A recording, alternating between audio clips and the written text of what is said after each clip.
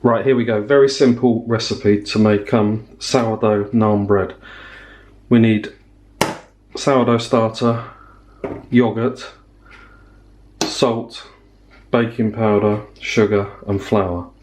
It is really easy. As we go through, I'll show you that some of these ingredients can be a bit interchangeable. So the first thing we do is we measure out, come on scales, 100 grams of starter. This is quite an active starter, don't worry about the bits off the side.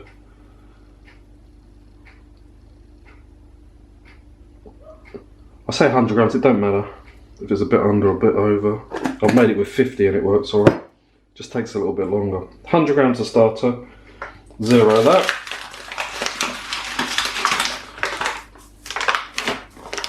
I'm going to put in 200 grams of plain flour. Could use bread flour, but plain flour works fine.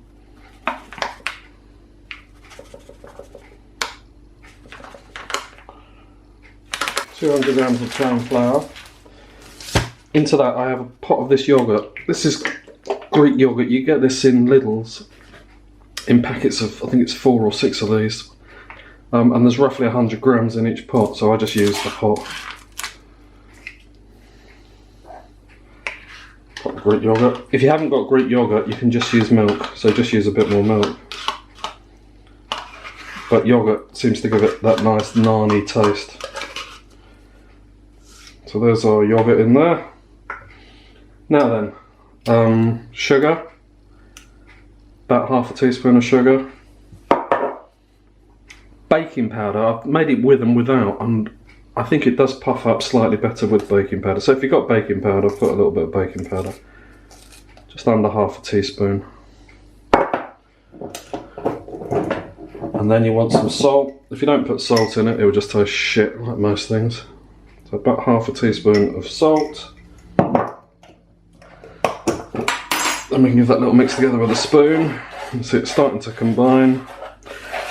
If you've got Nigella seeds, you can put a spoonful of Nigella seeds in it. They're the little black, almost like onion seeds. And they give it a real nice naan-y taste. If you just smell them, they actually taste like, they smell like naan bread smell. So if you've got those, put some in. If you haven't, don't worry.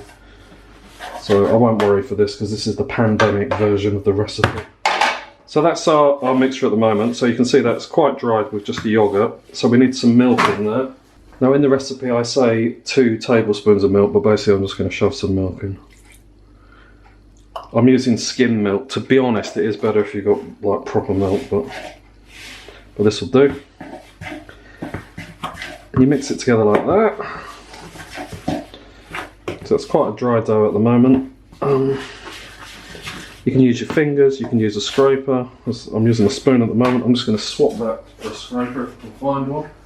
Little scraper. Get it all off the spoon.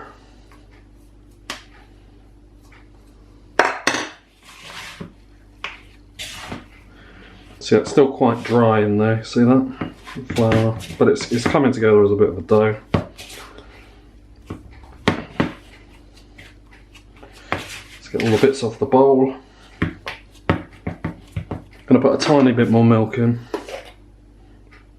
Just really to get those bits off the bottom.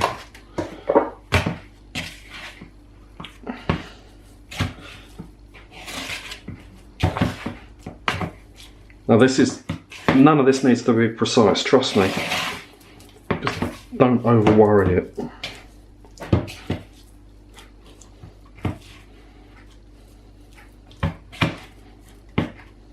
I'm going to go in with my hand, just wash my hand. Wet my hand anyway, clean hand. That'll just give you an idea of the consistency of it. See, it's sticking to the bowl. We've got a nice shaggy dough. Clean the sides of the bowl off.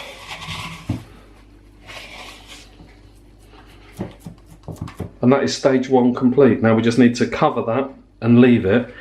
I have done it in the same day. If you can leave it to the following day, great, but just leave it. That's the key to it now, and we'll come back to it in a bit. Right, here we are, stage 2 of the naan bread, the sourdough naan breads. So this mixture has been left since yesterday. It's now the following morning. I'm gonna have a little look. Okay, as you can see, the mixture's risen and developed a bit. So what we're now going to do is take the mixture out, work it a little bit, and then divide it up into some balls ready to make the naan breads. So I'll take it out of the bowl. You can see it's nice and sticky.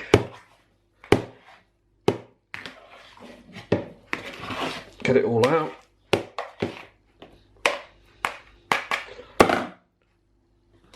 Okay, so now I'm just going to work this a little bit. So what I'm doing is pulling the corners in, see, like that.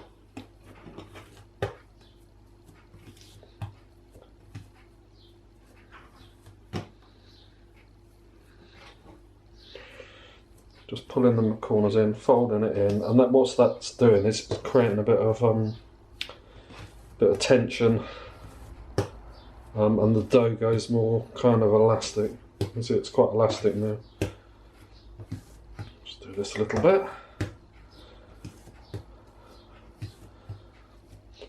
And while I'm doing it, I can hear the like little crackles of air coming out of the dough, which is a good sign. It shows it's risen nicely. So we've got our dough ball like that, and now what we want to do is divide this up. This will make 4 nice naan breads, so I'm going to cut it in half. And then cut those pieces in half, just roughly.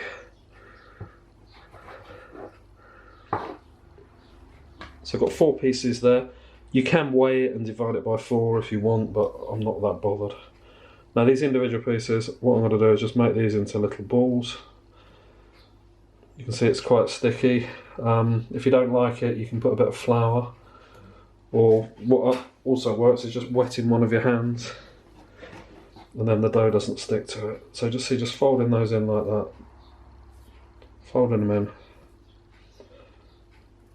making them into balls, fold in, fold in, fold in, fold in, fold in. This one, fold in, fold in, and now this one, same.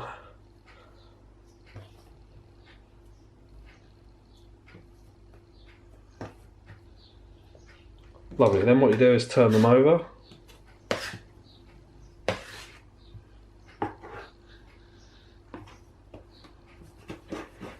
And we're looking to I'm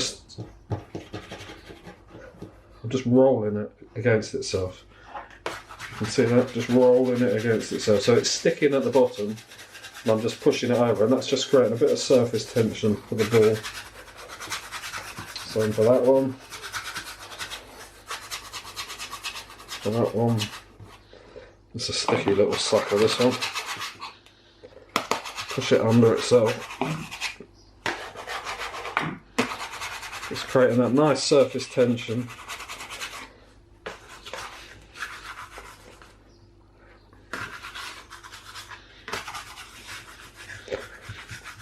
If it's too sticky, you can add a bit of flour.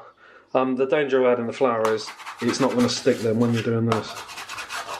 But it doesn't really matter. These things are so forgiving. They really are forgiving.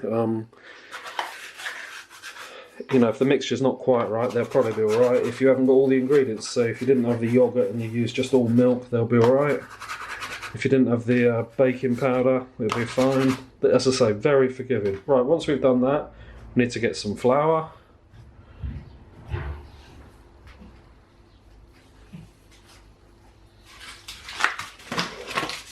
Now I'm just going to take a little bit of flour and just dust them.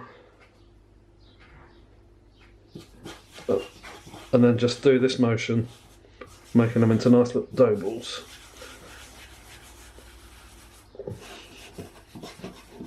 Just kind of spinning it round.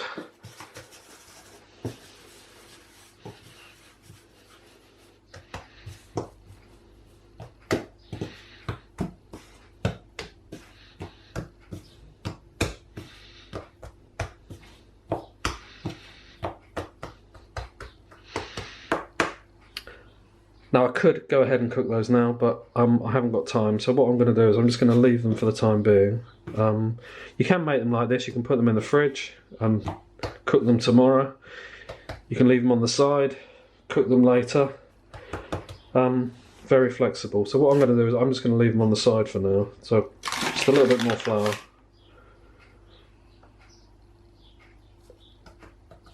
Just to make sure they don't stick.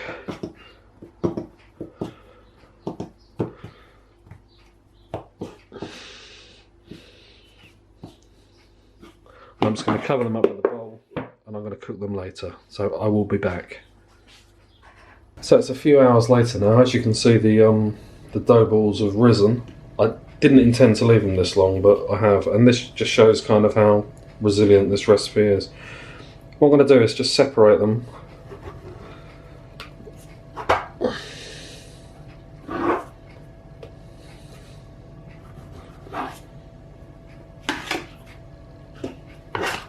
And I'm going to work on this one. So I'm just going to make it back into a ball shape, folding it onto itself.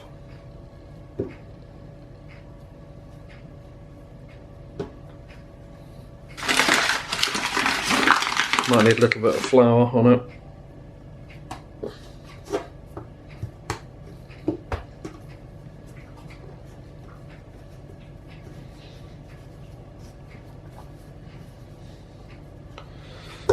Make it into a ball.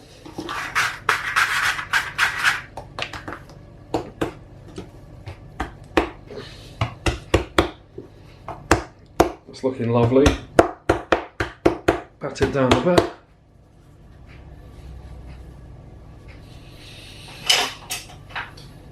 Then with a rolling pin, just roll it out.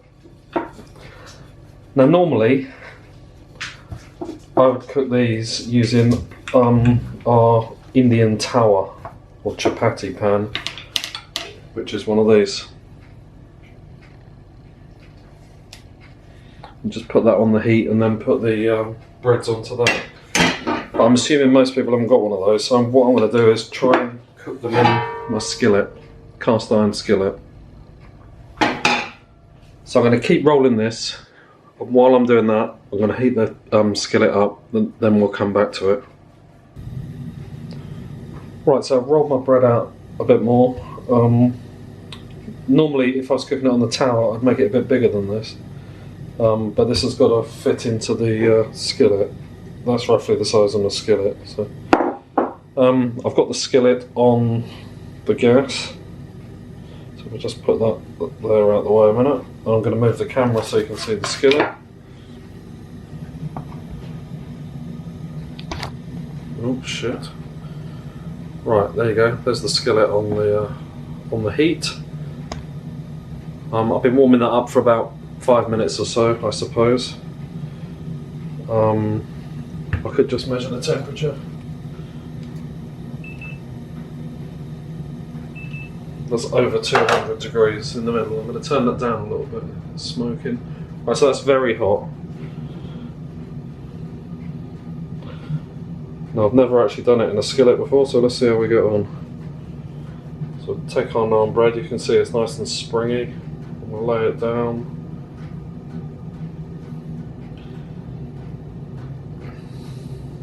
Bear in mind that cast iron is very, very hot. I'm just going around the edges just to make sure it doesn't stick. Also at this point I should tell you I've got the grill on and heating up, because what we do is we cook one side on the skillet and then the other side under the grill. I'm just watching for the little bubbles starting to appear around the outside. Just check we're not sticking. Shouldn't be. No, it's looking good. See more bubbles appearing on the surface. It's looking very good. Smells good too. More bubbles appearing, more bubbles appearing. Just have a look on the...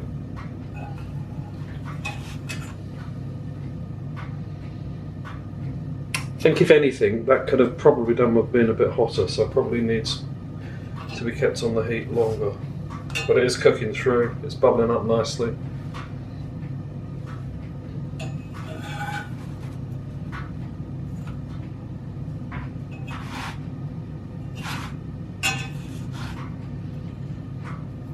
And know people are always worried about these things sticking, but they don't. See the nice bubbles appearing now. Right, I'm going to take that off now, and I'm going to pop it under my grill. If I'm doing a few of these at the same time, so there it is on the grill. If I'm doing a few of these at the same time, I'll cook 2 and then wait until both of them are done one side and then put 2 under the grill together. Let's pop that under there now. Put a timer on that of 1 minute. I'm only putting a timer on it so I don't forget it, because typically what I do is wander off and forget all about it.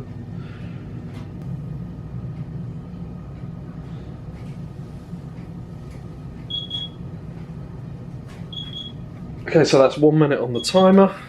Let's have a look. Look at that. See how it's puffed up? I'm just going to turn it around a bit.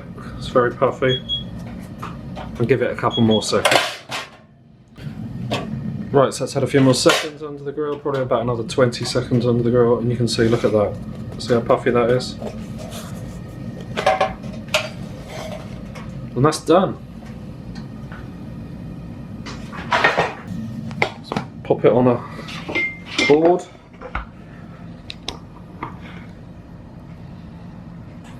And look how puffy that is. That's just delicious. Let's break it open. See the steam coming out of it? Look at that. Just look at that. Perfect naan bread. Whack some garlic butter in there. And some coriander, and that'll be amazing. I'm just going to have a little taste, because I can't resist it. Oh, well, that is delicious. Right, just going to try a little experiment.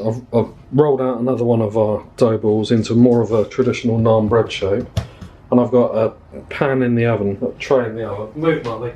That's the dog in the way. Move!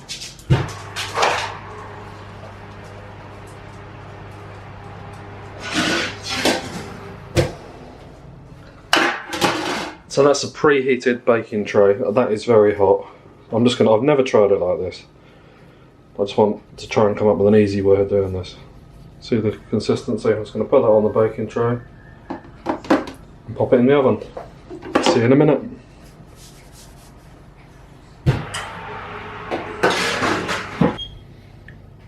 Right, that beeper is telling me 5 minutes. Let's have a little look. There you go, you can see it's puffed up nicely in 5 minutes. Split on the bottom a little bit. I think I'm going to give it a few more minutes. What do you think? Look at that. Beep beep, beep beep. So that's had another 2 minutes, so that was 7 minutes in total.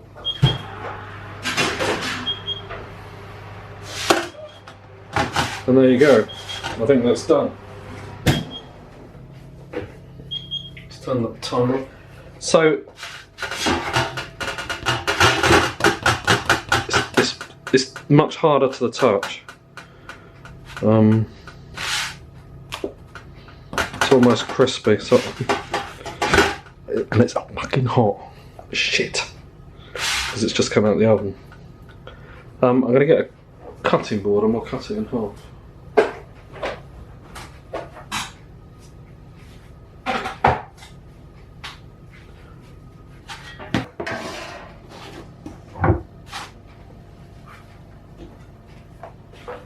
So let's have a little look at the texture.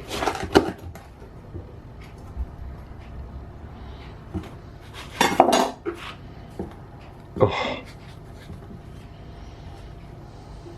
it smells amazing,